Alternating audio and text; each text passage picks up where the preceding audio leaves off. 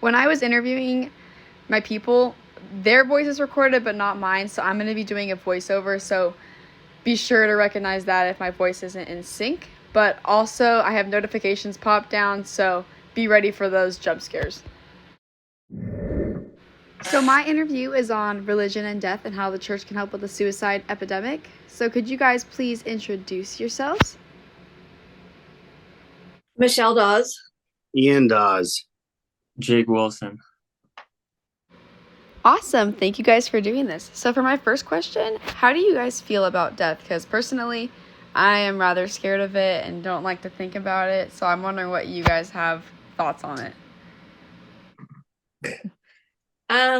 Death is inevitable. And I would say younger, I would have been a little more conscientious of the fact that I didn't want to die. Still don't want to die, but I think as my age, witnessing everyone dying, um, it has now allowed me or helped me live my life a little bit better than I have in the past. I like how you mentioned about being younger, because I feel like as we're younger, we kind of feel like we're invincible, but it's definitely something scary to think about. And as a younger person, I feel like I'm a little oblivious to it, but yeah. So, do you have any thoughts, Ian? I'm comfortable with the idea of death.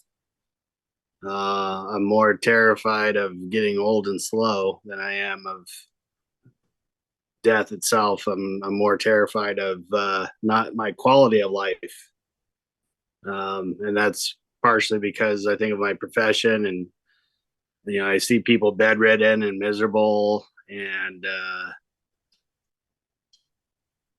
so the idea of not living a quality of life, I'd rather be passed on. I like that you talked about like quality of life because that's what we're going to talk about later on, but thank you for bringing your job into it. That's very important. Now let's hear from Jake. What are your thoughts on this? I think that death is just a part of life and everybody dies at the end of the day. So I think that it's something that you have to kind of come to terms with, even though it's kind of scary because it's unknown. Like nobody can really describe what death feels like because once you die, then you're dead. So like you can't come back and explain what that was like. So I think I kind of just personally have come to terms with like if you die, then you die, then you can't really do anything about it. So Would you then say you have like an easygoing view on death or something related to that? not easygoing, but just kind of like okay with the terms of, you know, dying. Awesome. No, thank you for that. Thank you all for that. So that leads to my second question. Are you religious? And if so, like what denomination or just Christian? And then what church do you attend? Okay. Definitely religious. I grew up Catholic. Uh, Religion has been a very big part of my whole entire life. Although I've gone in and out of the comfort zone. And then now that I am a teacher at a Lutheran school, I wouldn't call myself Lutheran, but I would more so Christian. And more so, I believe, because of what I do and involved in it every single day, it takes a big impact on my life. I as well go to Abiding Savior Lutheran Church and can agree that it has affected my life in a very positive way, I would believe, but my religion affects me. So how about you, Ian? I would say I'm religious, but I probably don't walk the walk as much as others do. Um, I was raised Catholic and now attend Abiding Savior Lutheran Church. Um, but I would say it probably doesn't dominate my being. Um, it's more in the background than it is forefront of my life. Awesome. Thank you for that. It's like one of those things where, like, it's there, but it's just not always the forefront for you. Yeah. And Jake, go for it. I'm Christian as well. I go to a church called Community Presbyterian Church up near San Francisco Bay Area. I'd say that's probably more like non-denominational though.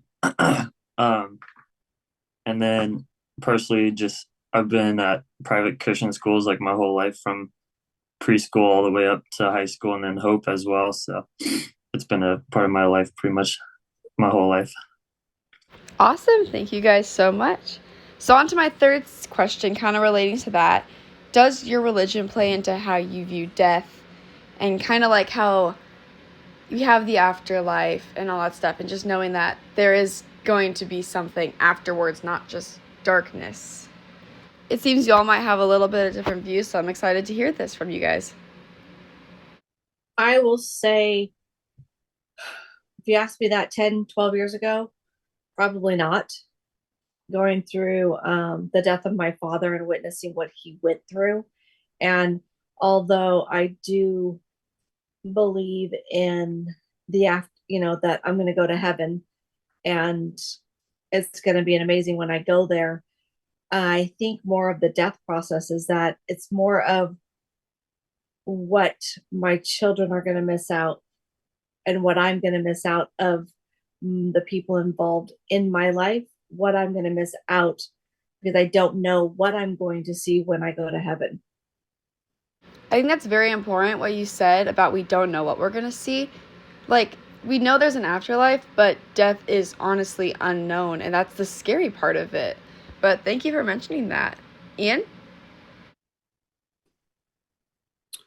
I do not think that my views of religion shape how I feel about death.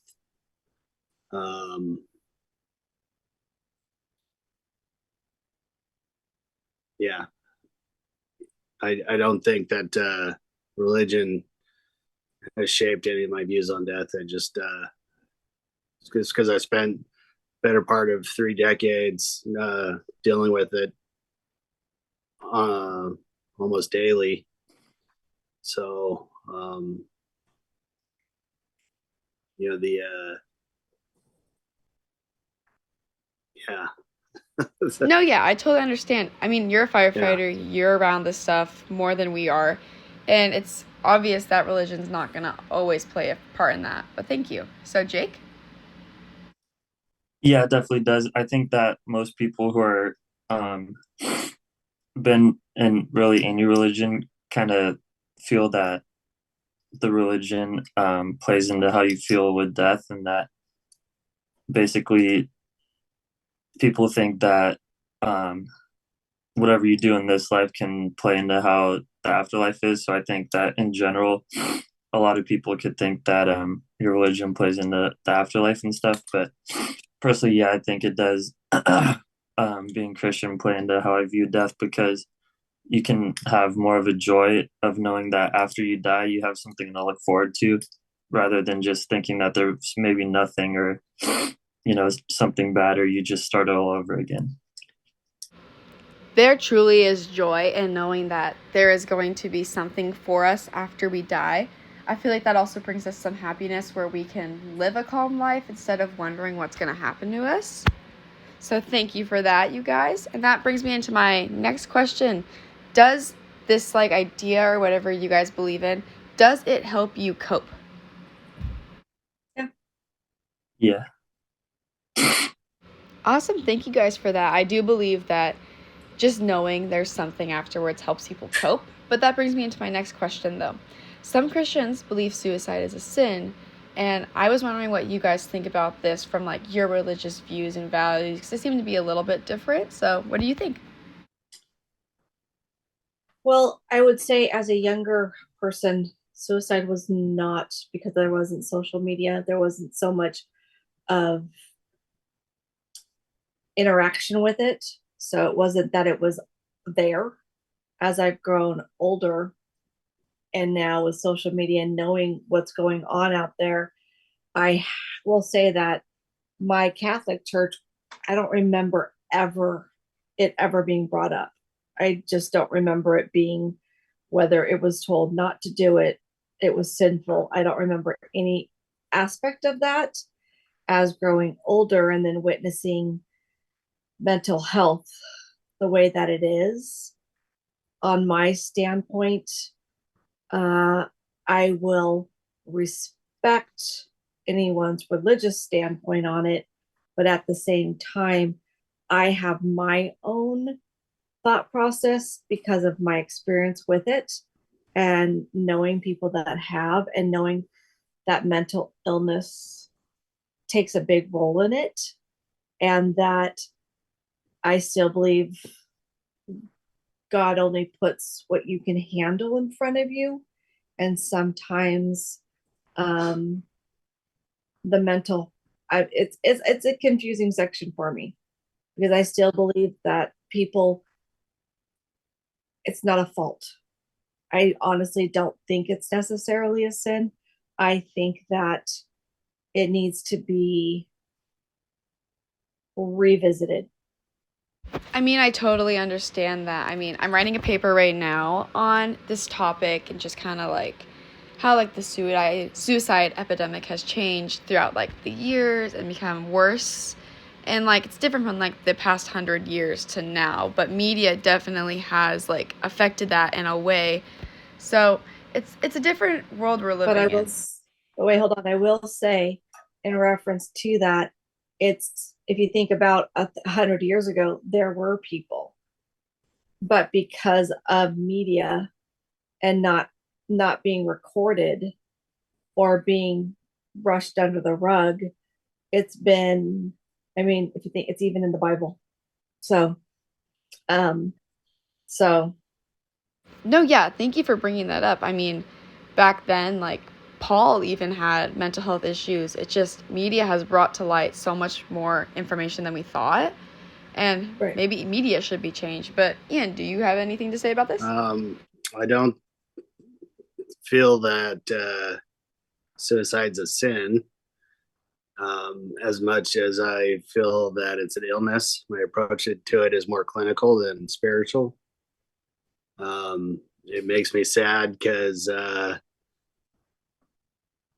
mean, to the extent it actually makes me angry because I feel like the ripple effect of all the people it affects. While one person is in pain and decides they don't want to deal with their issues, or their body says, I can't deal with this anymore, I'm so overwhelmed, I don't know what else to do, but it leaves behind so much destruction of other people's mental well-being, broken hearts. um, so actually the well I approach it with compassion. The feelings I have towards it is anger. I'm angry at people that approach it that way. No, yeah, thank you for sharing that. I like how you said you find it to be a clinically rather than like spiritual thing, because it truly is. It needs to be addressed as a mental thing, but also like suicide is a very destructive force. It's a very touchy subject to deal with and emotional, and it's very difficult for everybody to deal with. But thank you for that. So, Jake, do you have anything to say about this topic? Um, I haven't spent too much time thinking about that specifically, if it's a sin or not, but I think that as a Christian, if you're a Christian, then you believe that God has a plan for your life. So I think that if you commit suicide, then you're kind of saying that you don't want what God has planned out for your life. So I think that in itself is a sin, and also kind of how Ian was talking about that. I think it's kind of a little selfish too, because of the ripple effect that it has on other people. Because it's not just you that's dealing with that after it happens. Like, you're affecting the lives of a ton of people, pretty much everyone that you know. Awesome. Thank you. I like how you mentioned about how like God doesn't want that for us, because even in the Bible he says our body is a temple, and that like relates to like substance abuse and like alcoholism And it's just like he wants us to treat ourselves with respect as he made us, you know? So this brings me into my next question. We're going to be talking about like euthanasia and assisted suicide and just kind of how you guys feel about that stuff. So first of all, how do you feel about passive euthanasia, which is withholding measures of sustaining life when death is imminent and quality of life is very poor? So this is like not giving the person any medications, water, and stuff like that. And then how do you feel about active euthanasia, which is causing the death of a person through a direct action? So that would be like pulling the plug, doing some sort of thing, you're like as a doctor, to end that life. And lastly, how do you feel about assisted suicide, which is the act of deliberately assisting another person in taking their own life, which would be the giving a person like a medication to take themselves in order to end their own life? Because all these subjects are different but end in relatively the same way. So I was wondering what you guys thought about this regarding your religion and all that stuff. So, Michelle, would you like to start us off with this? You asked me before my dad. I don't know what I would have said, but the 10 months of witnessing my father in pain, I battled it. I battled questioning God. Why would he put him through this? There were times where I felt sorry for my dad, that and at the same time I felt sorry for myself. So it was more of a 50-50. At the same time, I wanted God to take him, to take him out of his pain, but I didn't want him to leave because I had so many questions unanswered that I realized my communication with my dad wasn't as much as I wanted it to be. So I can see all aspects of it. Witnessing somebody in pain, I don't wish that upon anybody. And I am definitely, you know who you are and you know what you need. And I can't judge that measure of what you are going to. I don't know what pain you're in. I don't know what's going to. So for me, on all three aspects, I think it's a personal choice. And it's not my choice to make their choice. Now, yes, will I be sad? Yes. But it's not me living in their body.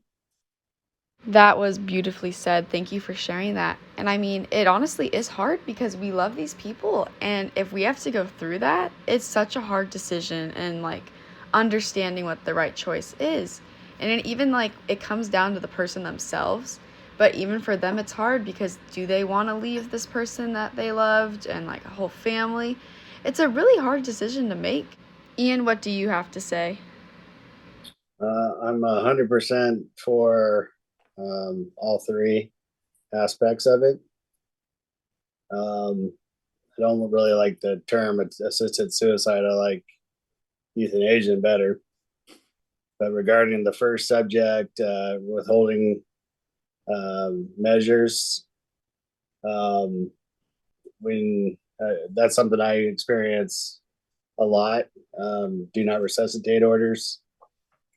You know, when you're 98 years old, the likelihood of success of returning to a strong quality of life is pretty minimal. So, you know, I've actually felt tremendous guilt because we've resuscitated people that were 98, 99 years old just to be in a vegetative state in a bed for the next 2 years. Um, I've struggled with the thought that did I really do them any favors? Well, I was legally obligated to do the measures that I had to do, um, you know, and somewhat morally obligated too. Um, I felt horrible about starting resuscitative measures and then actually, you know, wished or even said a little prayer under my breath that it not work the measures that we were taking to save somebody. So just because I knew the quality of life was going to be lousy on the other end of it. And then regarding the other extreme, somebody who has a diagnosis that is going to be, life threatening, and the likelihood that they're going to suffer. And I would be okay if the circumstances were so dire before that person becomes in pain, can't remember their family members, to say I love you. Before they get to that point, I'm okay with them being assisted in the right circumstances, done where there's no pain and it's peaceful and loving. I'm all 100% for it. No, thank you for that. Your job definitely makes it tough on you, but I like how you mentioned sometimes the people will forget their family members and not be able to say I love you. That's going to be tough on the whole family as a whole, even on the person suffering. But even some doctors say they won't initiate euthanasia unless you have like 6 months left to live. If it's over that, you're going to be living and they're going to continue that life support. So, Jake, what do you have to say about this? I think it kind of depends on the situation and like who it is, because like if it's a family member that's old and they've lived a long great life and they're just sick and they're not going to recover, then I think that that'd be okay because they've done everything. Like they don't really have anything else to really live for. They're kind of just waiting for the inevitable death to happen. So I think of just the family that's suffering because they're in pain, just kind of get it over with quicker, and it might be easier that way. But it's all just kind of situational as well, because you can also have like the death penalty. I think it kind of can relate to a little bit also, because like someone can be a lot younger and say they killed a bunch of people and stuff like that, and they're going to get the death penalty, and you're going to assist them, basically give them the shot that'll kill them or something like that. Then I think it's just depends on the situation and who it is, really.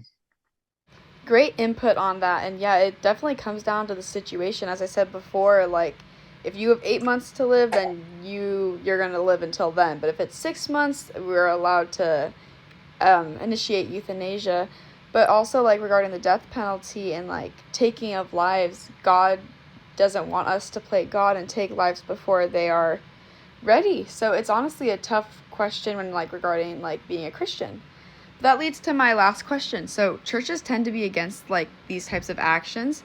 So should churches talk more about these topics as like a form of help and like a place to like have people confide and at least recover, specifically for like these three topics and along with suicide? So I was wondering what your guys' religions entail for that and what you think. I'm fortunate that I'm at a church that's a little bit understanding of the conversation. The conversation is more about not facts, but more of opinion. And it's more of a dialogue to where we can actually just discuss it and nothing is actually defined. It's just more like what you're doing right now is having a conversation, opening up the door to discuss it instead of keeping it the door shut and you can never discuss it because that's exactly what's supposed to be done. That's exactly what's supposed to be said. So I feel very fortunate that at my church we can discuss it, whether or not people feel that way or don't feel that way. The discussion is there and we go from there. So yeah, I feel very fortunate. I attend the same church and can agree that they are very open about discussions of this and helping. So I'm wondering about other ones. So Ian, do you have anything to say about this?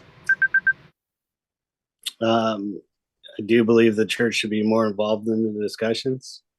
I think a lot of people are more comfortable talking to their pastor than they are a therapist. I think people have a different relationship than with their pastor or clergy than a therapist or a psychologist or a counselor. So people will seek out the attention. So I think the church should invest more time and money and resources into training their clergy to approach these subjects from an educated standpoint and including the spiritual, because most of the time all their training is the spiritual, and that's how they try to answer the questions with the spiritual side of it. While that's important, the more on the educated side, I think, is going to help the person more than I do agree that we should put more resources into training these people, because I've had friends come to me with mental health issues, and sometimes they don't want to hear the religious aspect. They just want to hear the basics of, like, we love you, we care about you, and stuff like that. So I think it would be important that a trustworthy pastor would get at least some training to deal with the other aspects of that. So, Jake? I've never gone to church where they've talked about that type of stuff before. So I think that it should be talked about more, because it happens quite often, I think. And as Christians, that's something that we can kind of help people with, I feel like, showing people the comfort and love of God. So yeah, I think that it should definitely be talked about more in the church. No, yeah, I do believe that as Christians, we want to show people that God loves them and that He can be an outlet for them to go to. But overall, that concludes our interview. Thank you guys for coming in today. Michelle, as your input as a teacher and as a firefighter, Jake, as a past Hope International student, you guys have helped me greatly towards my research today. So thank you for that. Thank you, Stacey. Thank Thanks you. for having us, Stacy.